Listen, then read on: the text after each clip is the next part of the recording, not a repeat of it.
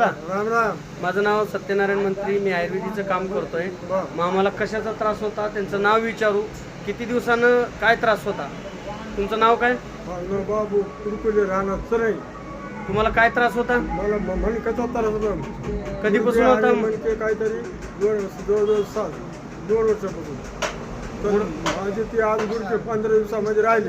बरं, गुडघा दुखत होता, मणक्याचा त्रास होता. किती वर्षांनी त्रास होता? 2 वर्षांनी. बरं, काही औषध गोळ्या खाल्ल्या तुम्ही? खाल्ल्या, भरपूर खाल्ल्या, पण काहीच इलाज झाला नाही. काही इलाज झाला नाही. मंत्री साहेबाचं आयुर्वेदिक घेऊन किती दिवस झालं आणि काय फरक पडला? फक्त 15 दिवस खाल्लं आणि जवळजवळ मला 95% फरक पडलाय. क्या बात. आणि मी आज पुन्हा डबल न्यायला आलोय. न्यायला आलोय. पण तुम्हाला मी औषध देण्याच्या अगोदर खात्री दिलती, हो भरोसा ठेवून घ्या म्हणलं हो होतं. कारण तुमचा भरोसा औषधावर नव्हता. नव्हता. कारण भरपूर काही गोळ्या औषधं खाल्ले, फरक भरपूर पडला नाही. विचार सांगत असून व्यवस्थित खाली म्हणजे नाही तिथे गेलतो तुम्ही. नाही तिथे गेलो.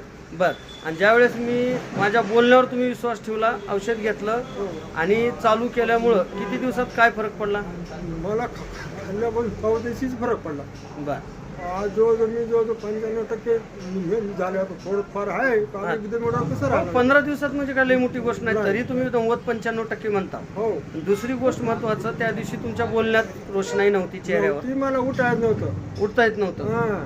म्हणजे उठणं बसणं पण नव्हतं जास्त. मग आता आपल्या औषधानं काय फरक वाटायला? आता एकदम पाय हात पाय मोकळे येते एकदम. मी आता गाडीवर आलो म्हणून पायऱ्या चढला. पायऱ्या चढलं, सगळं का ओके झालं. आणि मला तुम्ही खरं जी काय आहे तीच सांगायला का खोटं सांगायला? नाही, सत्य ती सांगणार. कारण तुम्ही मला पैसे दिलेत, त्या फुकट घेतला नाही. नाही नाही. बरोबर आहे. बरोबर. म्हणून तर मी म्हणलं होतं ना, माझं औषध चमत्कार करते तेव्हा नमस्कार करायला या. हो, हो. म्हणूनच आलो नाही नमस्कार म्हणूनच करायला. बघा, ही आयुर्वेदिकची ताकद आहे आणि आयुर्वेदिक काळाची गरज आहे. आणि मी दवा देऊन दुवा घेतोय, तुमच्यासारख्याचा आशीर्वाद मिळतोय. बरोबर. ही लाखातली गोष्ट आहे. बरोबर.